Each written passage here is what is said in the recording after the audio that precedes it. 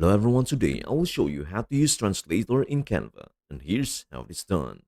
Recently, Canva launched a new tool that makes it even easier to support your multilingual learners. First, create your site with all the necessary elements, like text boxes and images.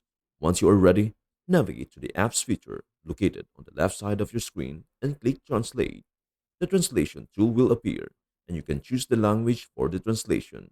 You can leave it on automatically detect to let Canva detect the original language, or manually select a language.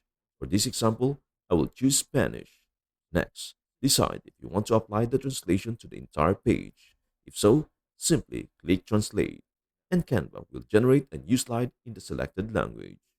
Check it out. You now have two slides, one in your original language and another in Spanish.